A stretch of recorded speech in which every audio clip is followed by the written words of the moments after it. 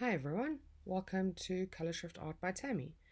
Today I'm going to be attempting a flower reverse dip thingy with the Fiona cups on a round pre-loved canvas twice with a purple base, as you can see, and I'm unsure how this is going to turn out because this is the third time I'm using this canvas, and the previous painting that I did on this canvas cracked, so I took sandpaper and sanded it down quite a lot, but it might not work, but I'm hoping it will. So I'm using quite a few different colors. This is called Romance by Eraldo. It's not quite the color you can see there. It's more pink, a brightish pink than a bright red. And I'm using my leftover iridescents with that are blue and purple and some aqua green, and let me think. Okay, there, that is white, but I took my leftover pearl white and leftover iridescent white and mixed it in with normal white, so who knows what will come out of that. And this is the purple, the same color as the base. I do run out of that at some point, so I have to switch over to Mont Marte purple, but that's okay. It's as close. It's quite a close purple. A little bit darker than the one I'm using now, but it's okay. It's close enough, and I just go with that. And I also used Phthalo Blue by Mont Marte. I watch what I'm doing now and can already see a couple of things I could have done better, but it's practice and it's enjoyable and it's learning, and I really enjoy it. So I'm going to play you some tunes while I go through layering my paints. Enjoy!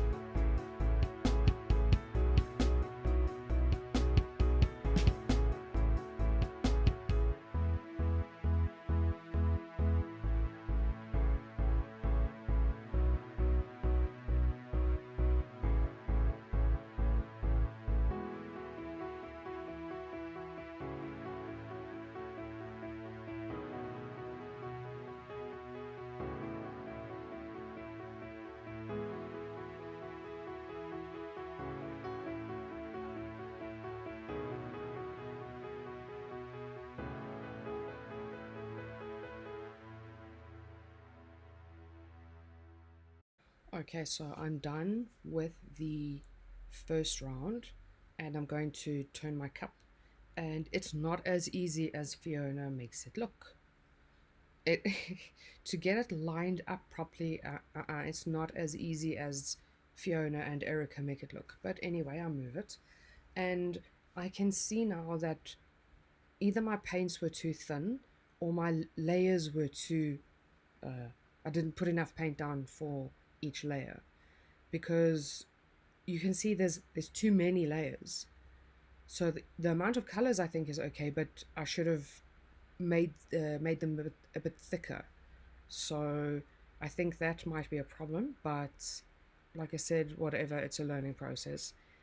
And when I try again, which I'm going to do today, I'm going to try and put more paint down per color and see what happens there.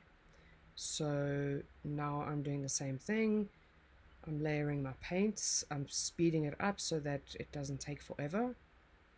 And let's see what happens. And for those that are not, Jelly calls them seasoned artists, I hope you're enjoying learning with me.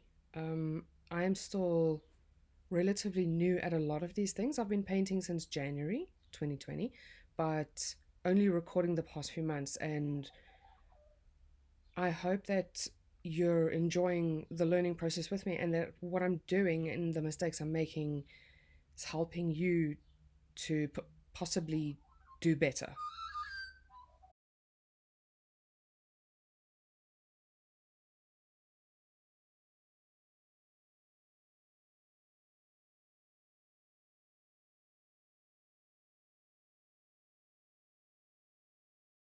I've removed my cup and am doing the petals now. I can see even the middle, the center part, the paints have not flowed into the center of the canvas the same way as Fiona and Erica, and I don't know why. I can only practice and try again and see if it does, and maybe then I'll figure it out. Um, Putting the paper napkin down, it is not easy. Putting it down is okay. Like this time, I put it down fairly straight. I can see that I sprayed it more on the edges than the center, but I'm sure that's okay because the center is where the most paint is, so the dry napkin will absorb more paint there. But lifting it, oh my word, lifting it is, I don't know how they do it.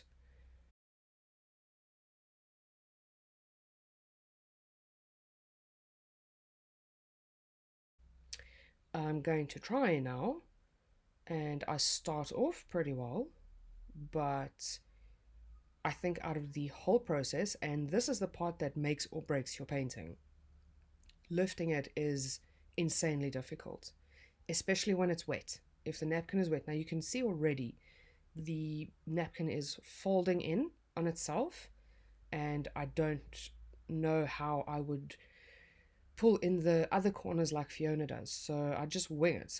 There's nothing I can do. The napkin is too wet, and you can see the effect it's having on my flower.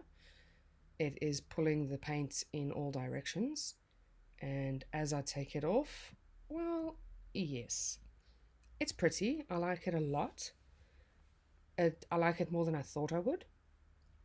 Um, it's just again about practicing and how to take that napkin off. So I'm going to spin it around now, and that has quite an interesting effect. When I use the heat gun, I get some cells, and I'm not sure where the cells are coming from. There's no Floetrol, there's no silicone, so I find it quite interesting that some pretty cells pop up. It's pretty fascinating.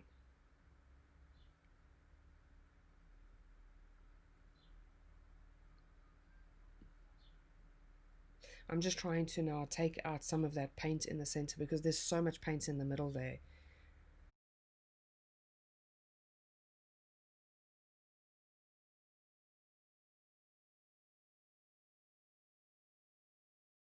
Okay, now to spin it. I'll first give it a slow try, but nothing much is going to happen, so speed up a little bit. And I love that bright pink on the outside, but I'm going to have to spin it more to get more of an effect on the whole canvas. So unfortunately, I'm going to have to lose that pink. Perhaps I should have spun it in the opposite direction to get the paint to move the other way again. See, this is fascinating. When you watch your own videos, you see things that you didn't think of while you were actually doing it. And that is a huge part of the learning process as well. I'm balloon kissing the center to get rid of some of that paint and to bring up some of the underneath paint, which you can see now is this gorgeous blue, which you couldn't see before. So I'm very happy with that. The blue is stunning. I think it brings out the beauty and potential of the canvas. It is the centerpiece, which is what catches the eye first. I know that this is not a flower anymore, so I just take my stick and do some swirls on it to bring out some interesting points and give it some character.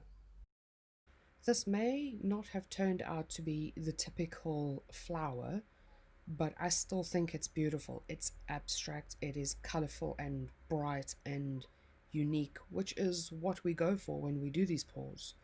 My kids love it, and I love it, and despite it not being a flower, I'm going to keep it and display it. I really like it.